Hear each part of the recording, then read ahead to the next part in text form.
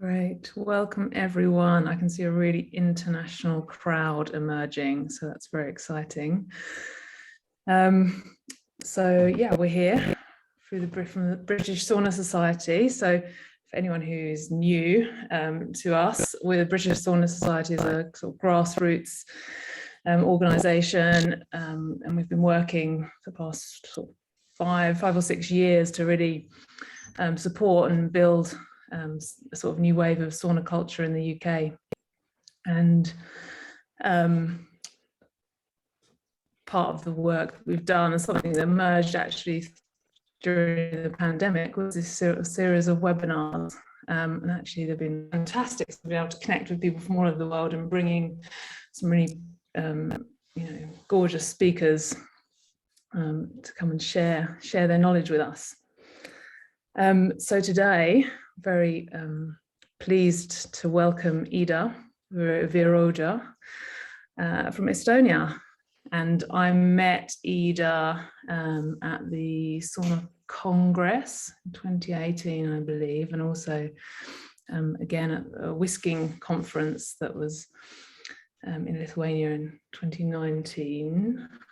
And Eda is a true wisdom keeper of Estonian sauna traditions, and she works mainly from her farm, Mooska, in Estonia, where she welcomes people into her sauna, and does a lot of work, I believe, outreach and promoting sort of, going out into the wider world and working with authorities to cement Estonian sauna traditions. I believe it's now listed as intangible heritage and UNESCO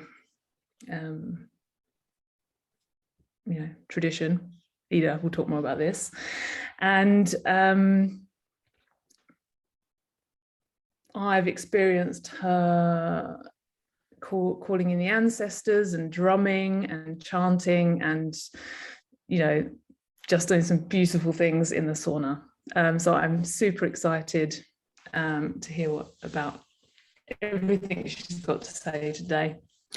And of course, coming to visit one day to your place in Estonia, Eda. It's definitely high on my dream list of sauna places to go. So we're going to start the talk today with a short video, a couple of minutes, which is actually based at Eda's farm. And then Eda is going to make a presentation for us.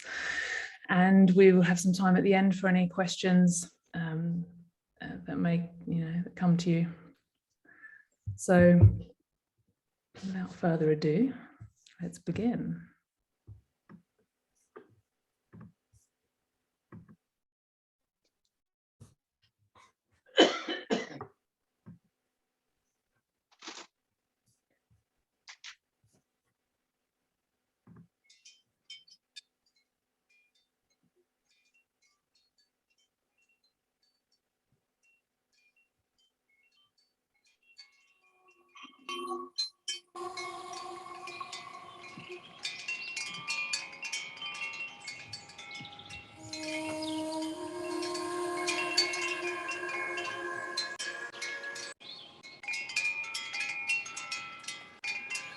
Savus Anna kütetes kuiva lepaspuuga ja tähendab, me tahame vähekese säänest sannadeta, kus kombid peame, selle, et ta on pööripäiv ja siis teeme nii, et kütame 3 sorti puuga. Võtame lepa, võtame kõo ja võtame uibu. Jah, Sannoll ja on praegugi siin Lõuna-Eesti külad on täitsa hingepide inimesele, et ta ongi kotus, kus oma hinge ja oma köödust hoitas. Pärast Sanna kõik inimesed peaaegu tundvas annast vabanemise või kergenduse tunnet toda seostades puhta ihoga, aga Sanna tekkis ka puhas hing tavaliselt.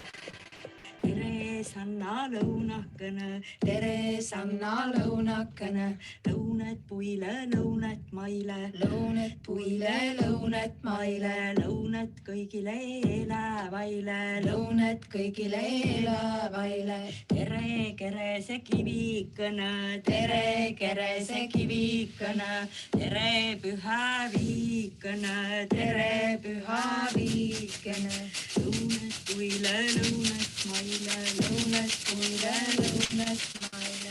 Tollest hetkest, kui me oleme vihelnud, siis on su iho nii üles lämmistunud, et me saame minna jääauku, et külma ja kuuma kontrast vabastas ka hästi pingest.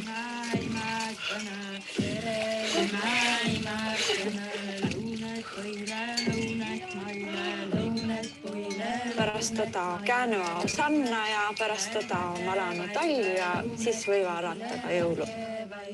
Tere, tere, kerlikene, tere, tere, kerlikene.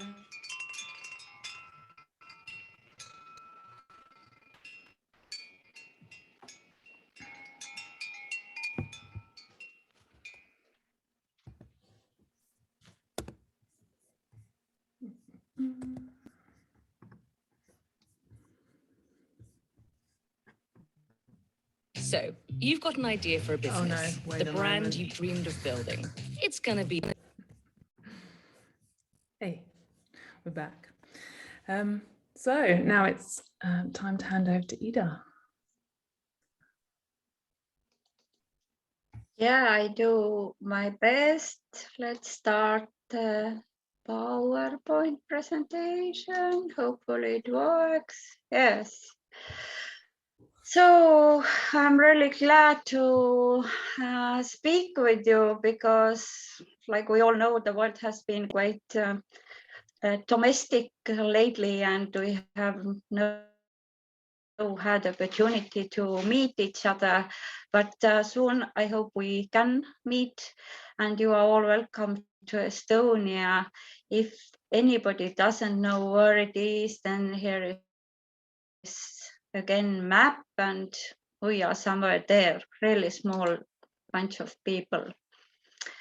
We consider ourselves to be earth people or land people or forest people, and in our tradition before Christianity came into Estonia, we tried to maintain good relationship with all the powers or stichias in around us. So we believed in the nature, into the water, into the trees, and so on. And our one of the holiest places was sauna. It was so because in this climate where we live, the sauna was essential to stay alive.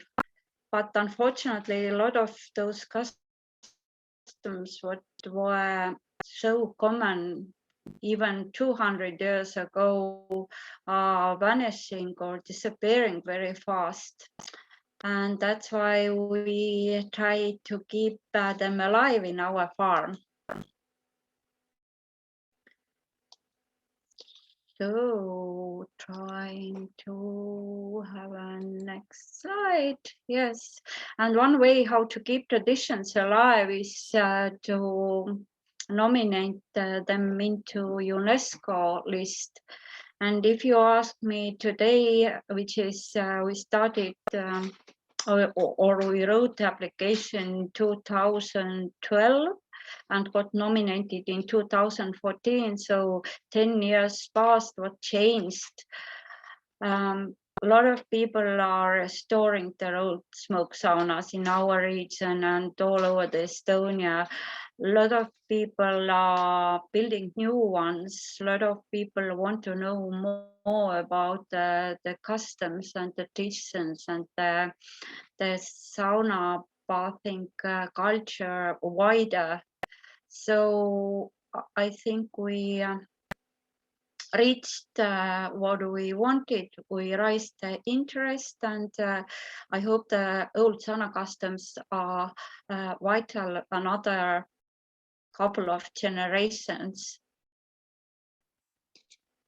For Estonians, sauna is more who than what. It's family member, it's somebody of us. And for the whole family, it was sacred place or holy place. In our customs or in our knowledge, sauna is always ending or finishing something. It's time for relaxing, it's time to connecting ourselves with our souls, with our ancestors and next generations. It's a place for cleansing, and it's also a place for rituals or for social communication. We also cherish all the stichias like fire and land, stones, water, steam, and sweat. And the word steam in Estonian, or actually in South Estonian language, is luna. And the scientists think that this is 3,000 years old word, and it means after the direction south and afternoon time also soul, and of course it means steam also.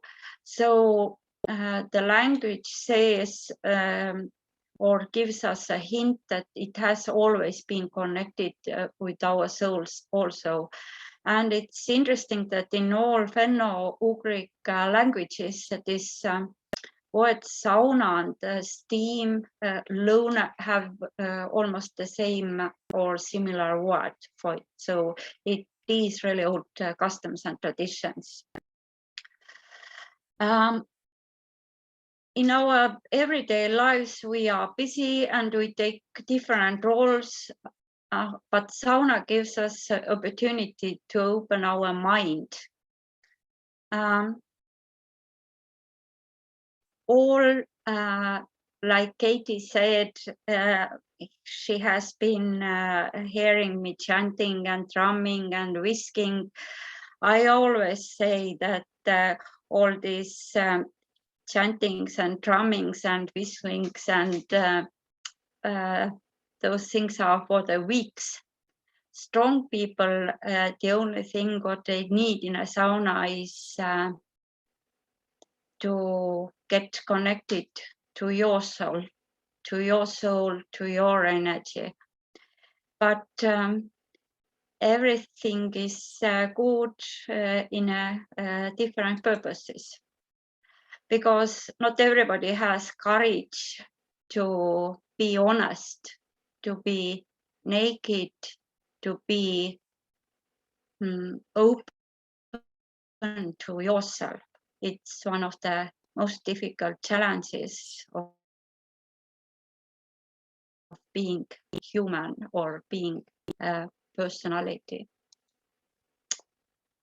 Our smoke saunas are quite drastic, and the heating of the sauna takes a couple of hours.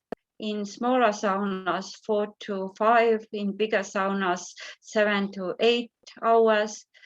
Smoke saunas, they don't have chimney and they have smoke inside, and it's quite challenging and quite high knowledge has to be to heat the sauna. That's why maybe we always thought that smoke sauna is a mystic place. It has always been edged between your responsibilities, your duties, and between leisure time or restful time. Also, my father said that sauna is always it's between man-made or artificial environment and the nature. It's something between those. We sometimes feel and know mystic or unreal things in a sauna, and that's why it's between known and unknown, conscious and unconscious. And in smoke sauna, we believe that sauna is something where the time doesn't exist in the way it exists outside, that in a smoke sauna, you can reach all the different layers of the different ages. You can communicate with the past and with the future. Everything is available in the smoke sauna. One really important matter in our sauna culture is silence. Silence in the sauna. Yes, we are Nordic people and we love to not to talk in a sauna. And this chanting, what I do loud these days in a sauna, because people lost the ability to chant. In old times or even in my childhood, we did it in our mind. It was like inner dialogue mainly. And to silence your thoughts and ego and listen what's really in your soul or in your heart or in your sauna. It's one of the most difficult challenges in smoke sauna. We think that sauna is safe environment for healing, for doing crafts, for changing our lives, communicating with the ancestors and next generations, because smoke is cleansing stihia. It cleanses everything. And of course, the nakedness is really important also. So we try to keep in this modern world also the tradition that family went to sauna all together and naked. It is mainly family tradition to go to smoke sauna together. That's why it's quite difficult if you have to force the companies or tourists, but so far so good. I have somehow managed this. From the history, actually, smoke sauna has been through the life of the local farmers or the people who are living in the countryside, and all the customs have both as a practical as a spiritual meaning or purpose. We used to make our children in a sauna. We used to give a birth. We used to heal. And if we got healed, then we continued our life. But if we didn't manage, then sauna was the common place for dying also. So we kept up our customs. It means we celebrated in a sauna as bigger work endings or changes in the nature, everything what was worth of celebrating. Also, we tried to change the world. We tried to change the destiny. We tried to make different magics in a sauna. Was it love what we desired? Was it good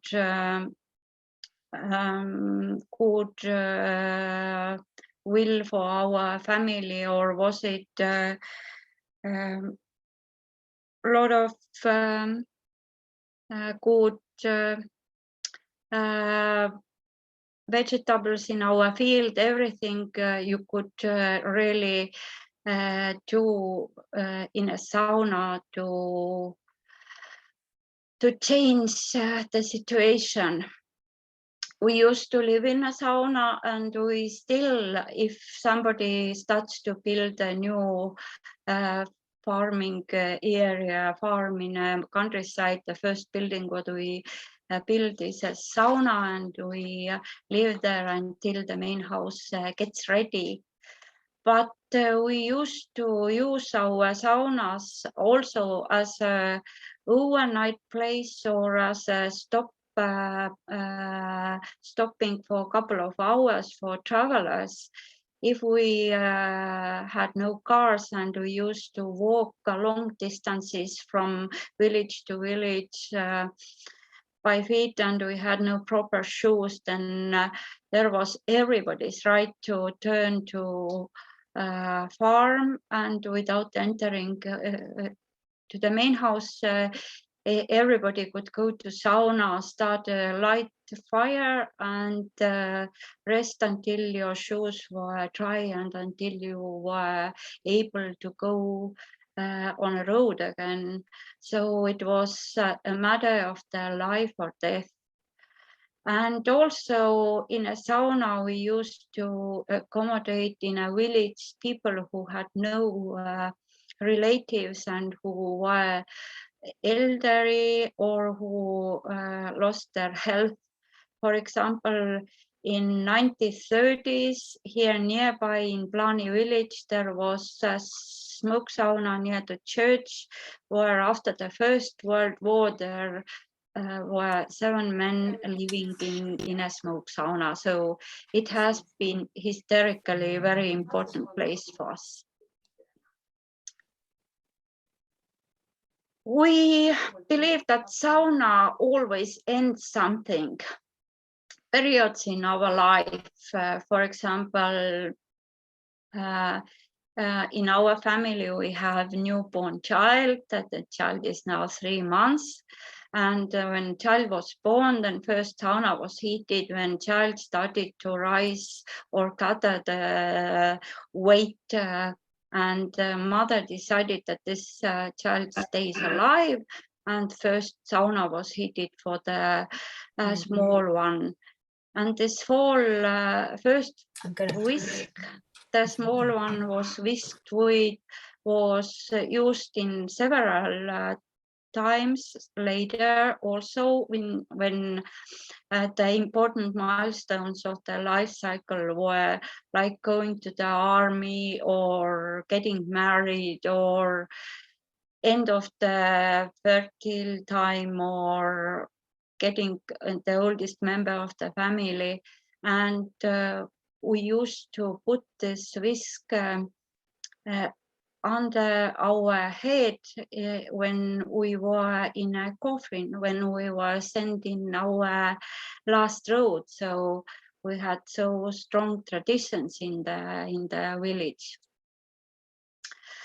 Also, we tried to stop illnesses in the sauna. We tried to finish the wars and difficult times.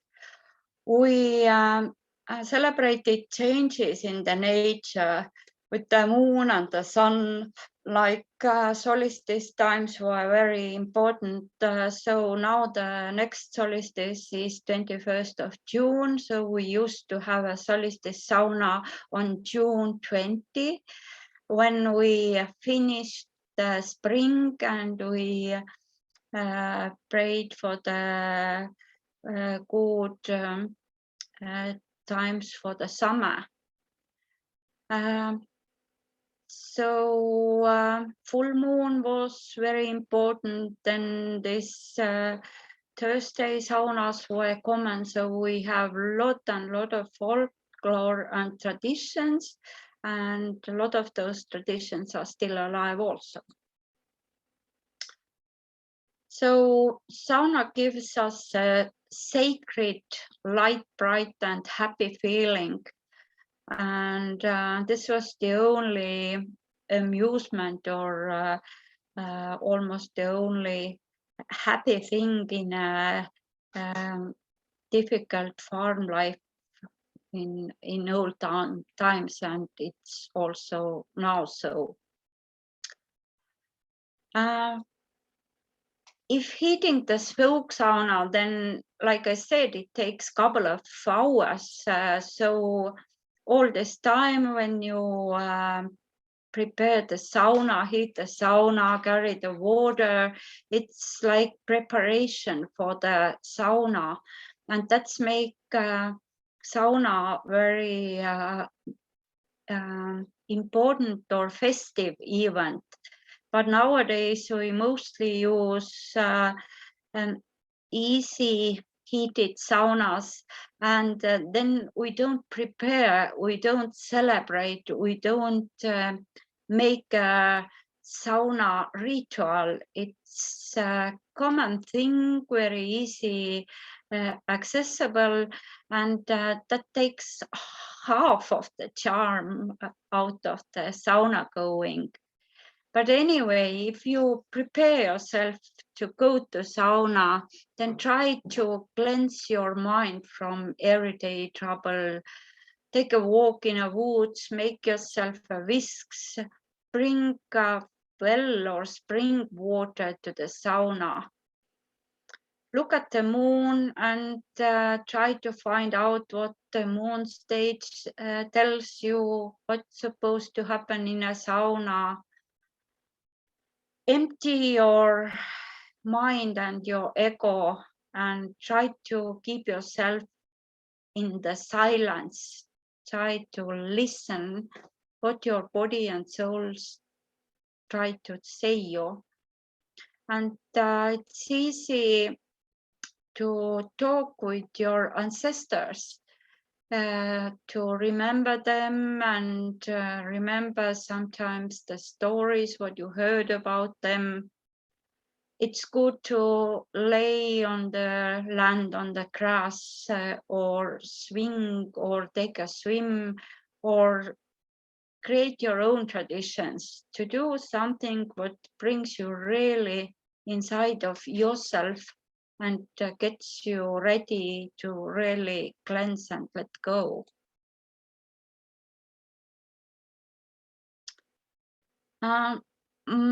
I'm very often talk about my grandmother's sister, about Aunt Julie, is it in English, Tädi Julie.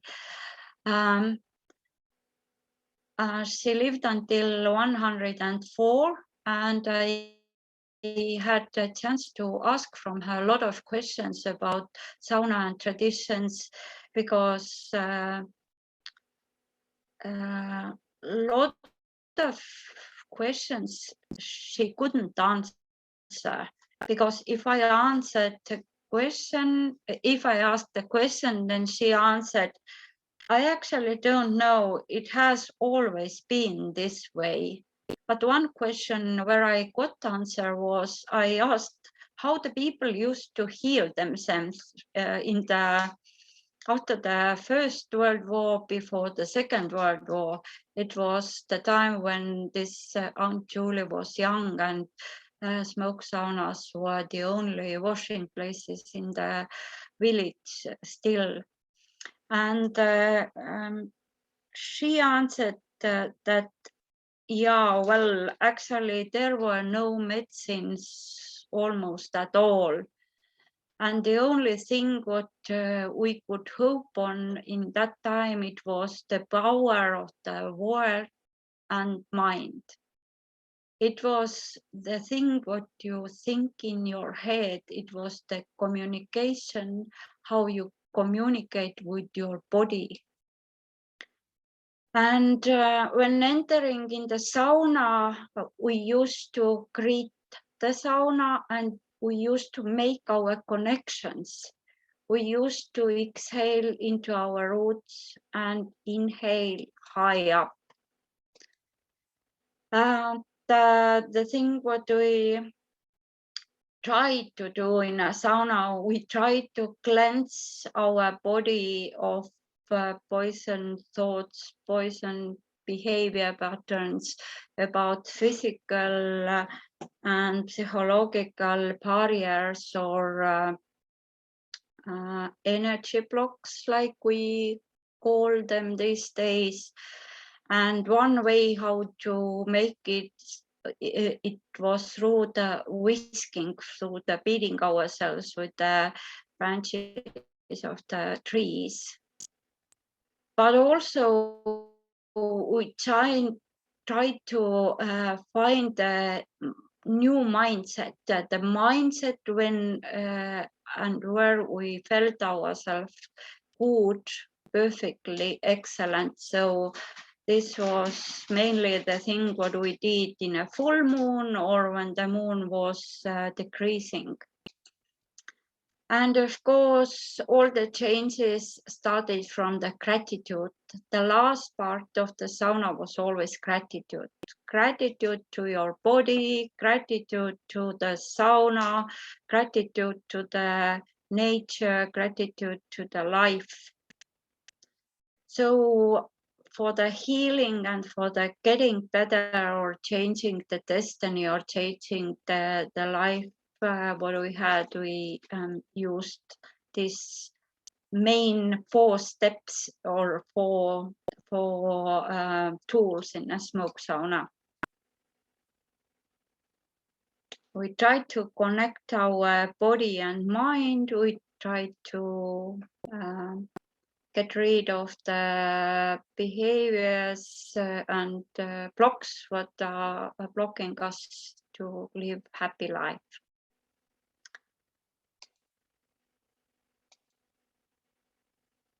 We used to used to use the help of our ancestors or next generations in a sauna. Not every sauna, but sometimes when we were in a trouble or when we celebrated something or when we needed help or assistance. In a regular sauna day or just casual healing, my mother used to invite to the sauna the closest dead ones by name. It was my father or my brother or both of them, or she used to invite her sister into the sauna. And this was not a special ritual, it was very common. She just stepped into the sauna and she was just sitting on the bench having first steam, and she was just chanting like Agokene, Harrikene, tulge tiika, Miika sauna, which means Harry and Ago, those were the names, please come to sauna with us. And sometimes there was not a big talk or praying or celebration about it. It's just we invited them, and after the sauna was ended, they stayed in a sauna. By the big celebrations like solstice saunas or full moon saunas or doing some big kind of rituals for the bride sauna, or for groom sauna, or for the boy going to the school first day or however. So we used to call people into the sauna by blood kindship very often. If it was boy, then it was only father's lineage, or if it was girl, then it was only mother's lineage, or so on.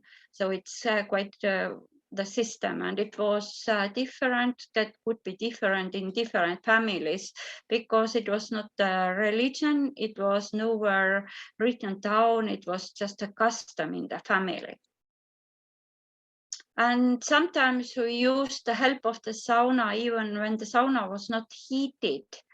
And then we went to sauna when we needed advice or when we needed to think through something. And then we turned to some our relatives, past ones, or to the next generations whom we believe they can help us.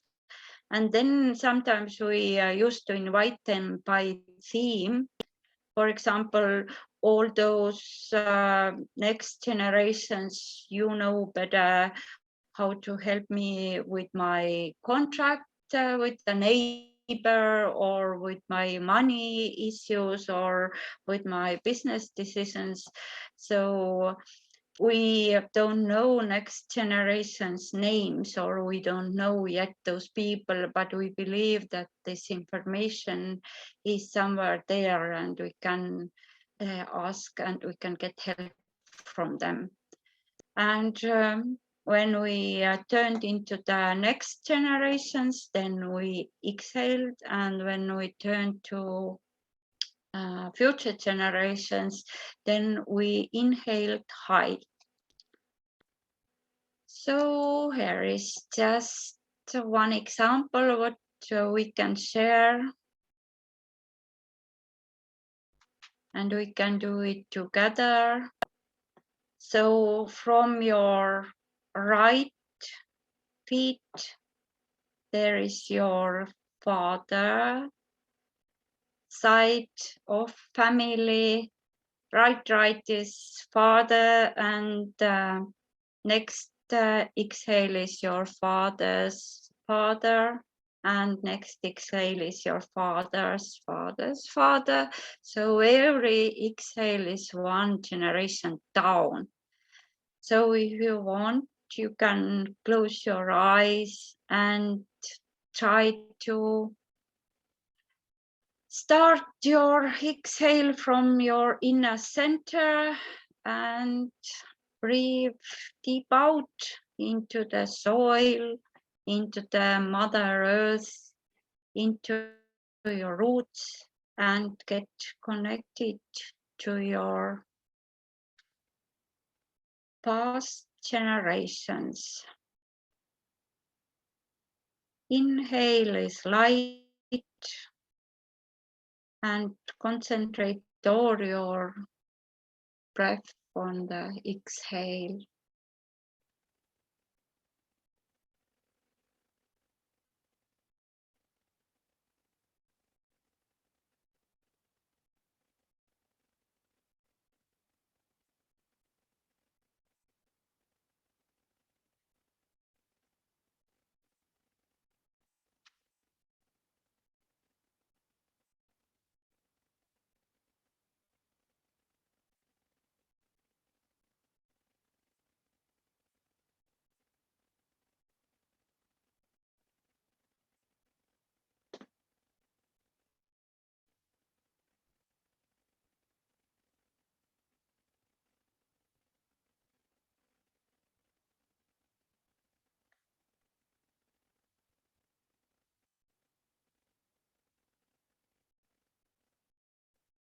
Yes, thank you for trying. Well, so we used to do it very often in a sauna. If we are talking about farm family, the important sauna days, then in every month it was almost 1, 2, 3 celebration saunas where we got connected with our ancestors. So my body is trained to go into sauna and start with exhale, make the connections. And sometimes I breathe so slow in a sauna that I have to remind myself to be in better contact with the sauna as well. So this is something what you can do even if you don't have smoke sauna, because deep exhale always cools down your thoughts, and it gives deep peace in your mind. And if you're asking me today what's the main role of the sauna in our contemporary life, then I would say it's to relax your mind, relax your body, And that what exhaling is doing. And some people who are practicing this with me first time in the sauna, they say that they don't believe in this voodoo things and all this yoga and all this shaman stuff. And I'm telling them that it's completely okay if you don't believe. But somehow in the sauna, they start to talk about their grandparents or about their family history, which gives me a very clear sign that they got connected, although they don't believe.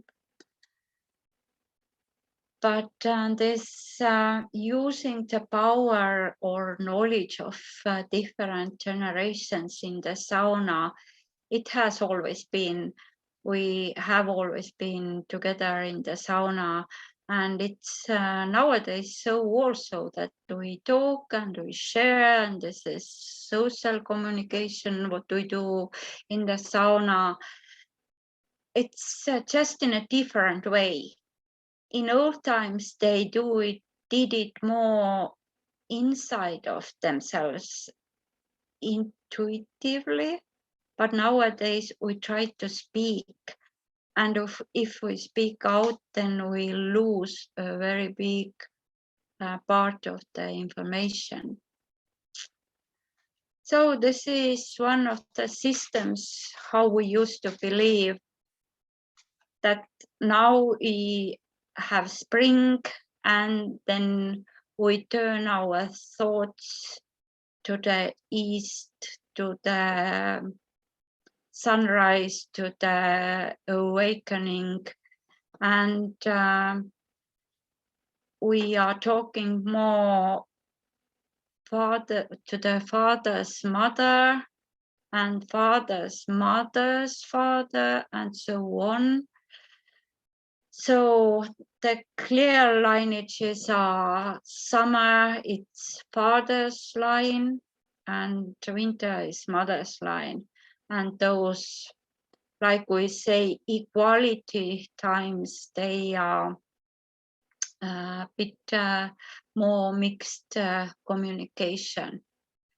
But still, your father's mother is on your right side down in your roots, and your mother's father is on the left side.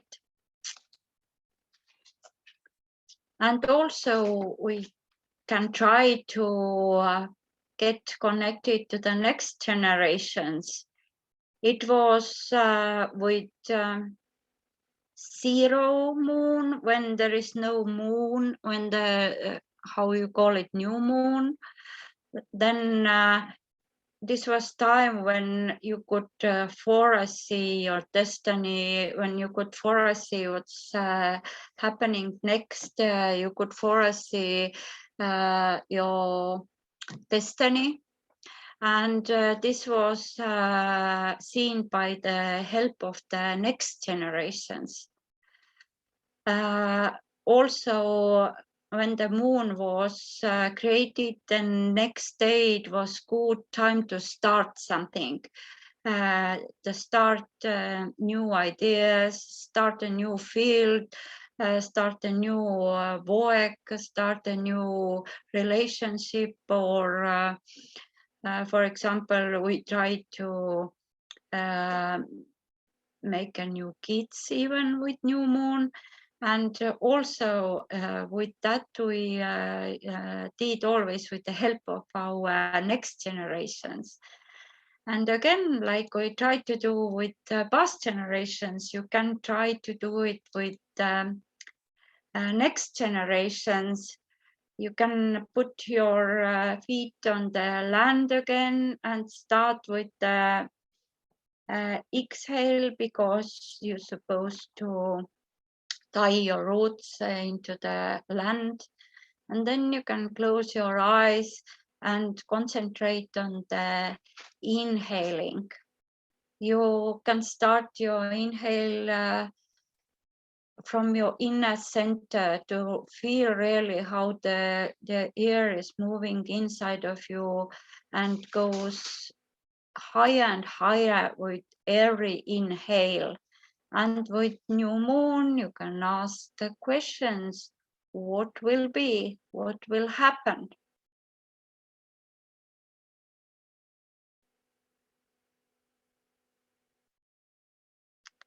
Inhale and let the air take you high.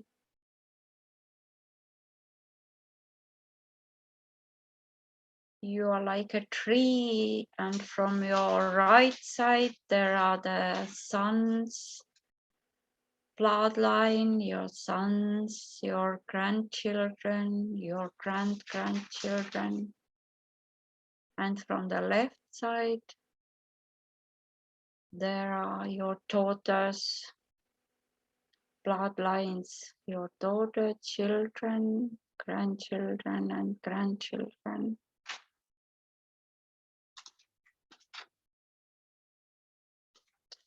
The next generations are times smarter than we are.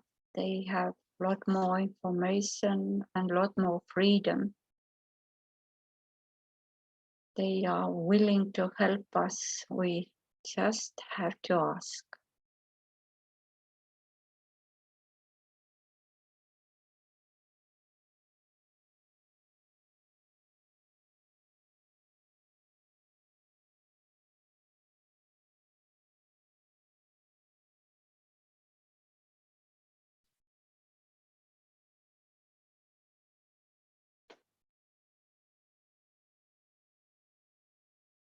And this is what we believe here in Estonia, that we are strong personalities and we can help ourselves with the help of ancestors and next generations.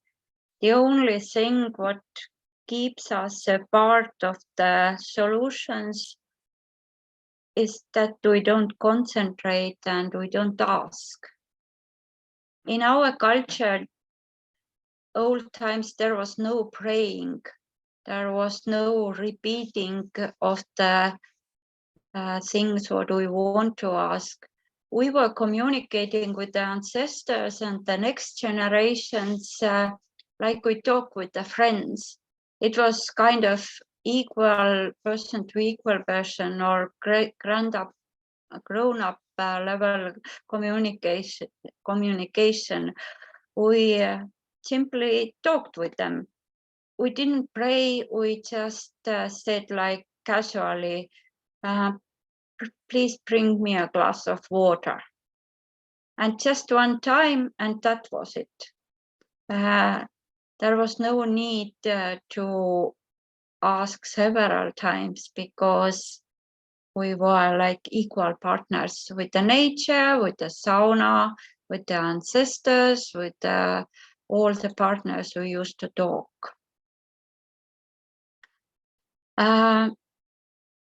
Almost in every sauna, we try to heal something. And if you want to heal your body, then the phases of the moon were extremely important. When we tried to find out the reasons why we got sick, then the bloodline patterns of the ancestors were important to recognize. And we used to communicate with them to search the solutions and to change the situation. If you start to communicate with your ancestors, then you have to be aware that the ancestors are coming into your mind first with the strongest emotions what they have.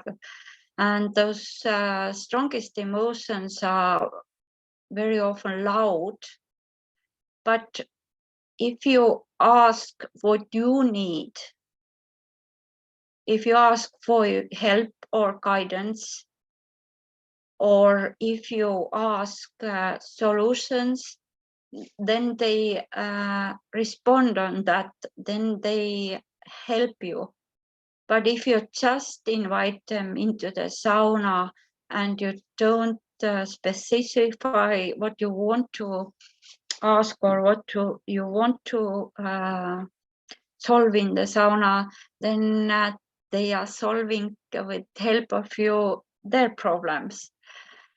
So the culture of the communicating with the ancestors and next generations is that don't trouble them if you don't have really need to do it.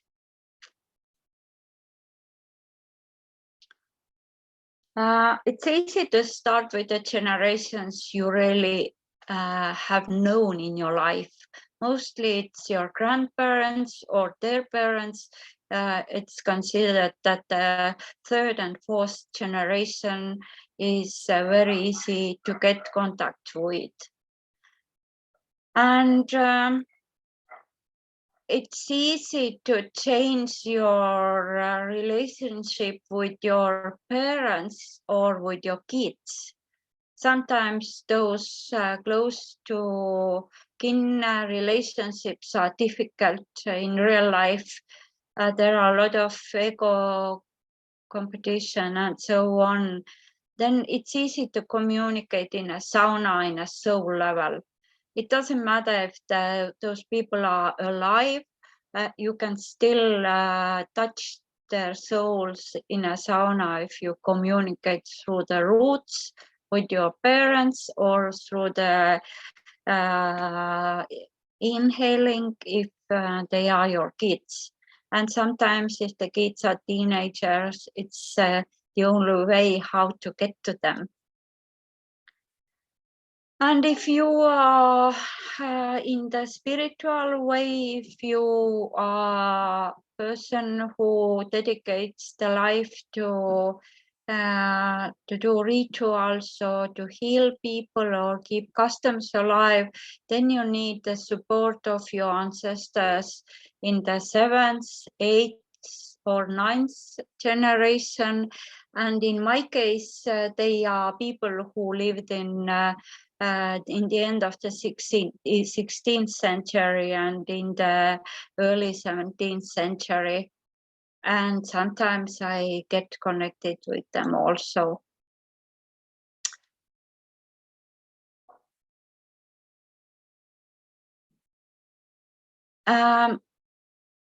If you believe or not believe in the ancestors, they are always by our side. They are always behind our shoulders, and the next generations are in front of us. So, yeah, I think this is one good way how to keep our family stories alive and how to heal ourselves life troubles in the sauna. So here is the picture of one of those customs. This was wedding this summer where the bride and groom wanted to get children in the wedding night in the sauna. And now they are waiting for the baby.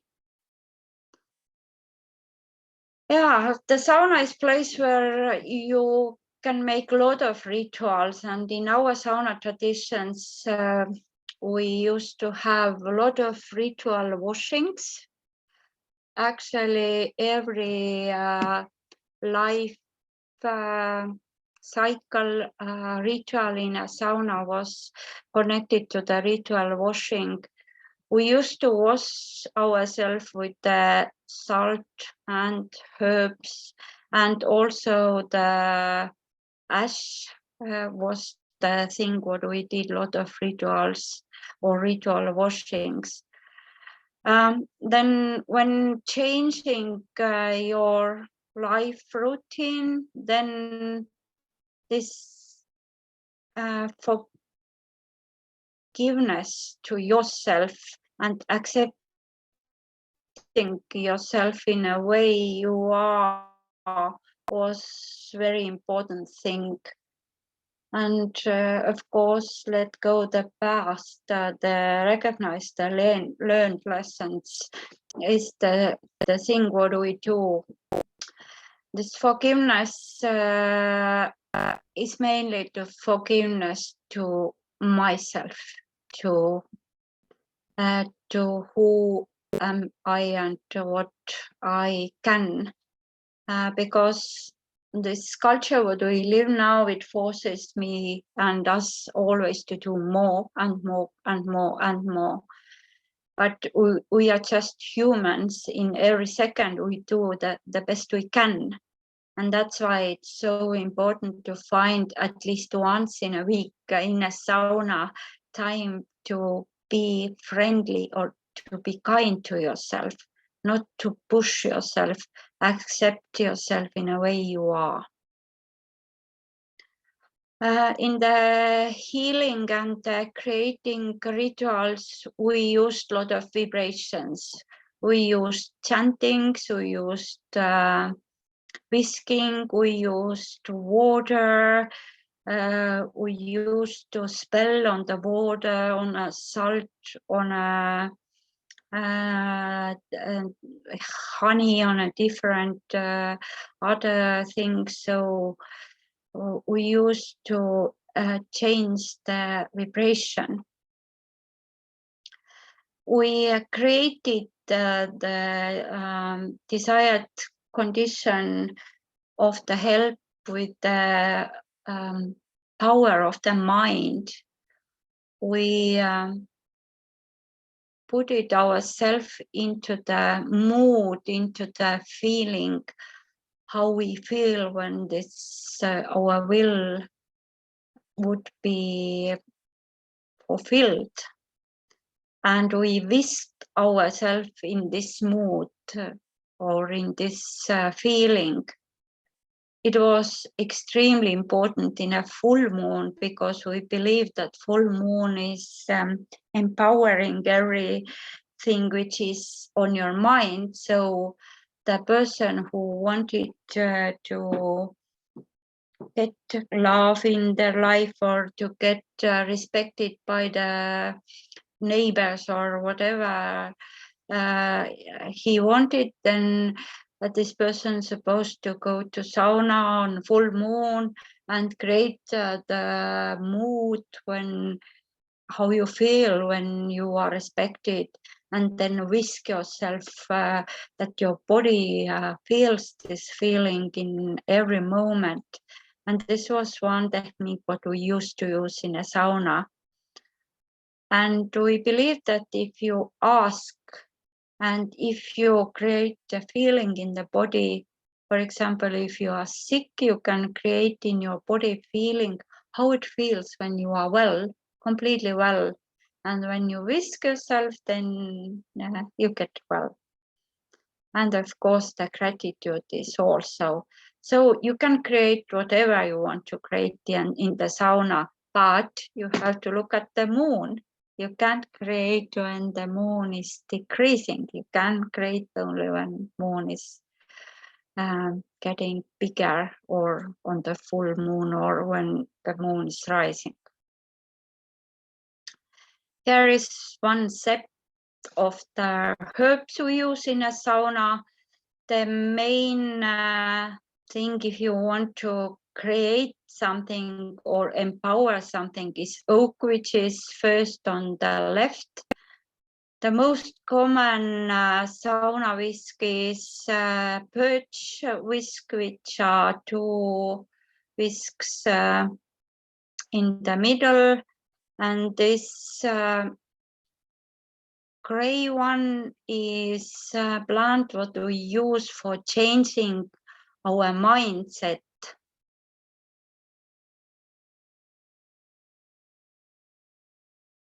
Unfortunately, in the moment, I don't know this in English, but it will be coming back to me. And the linden whisk is the whisk which on the right side and which is on the blossoms. So this is the whisk what we use for healing of cold disease or coughing, or we do love rituals, love magic, or we do ritual washings for the bride. So linden is thing what we very often also use in our sauna rituals. So 1 hour is past and I ran through through our slides, so ready to ask the answer to questions, and I tried to find fast the name of this gray plant in the middle here in my cell phone.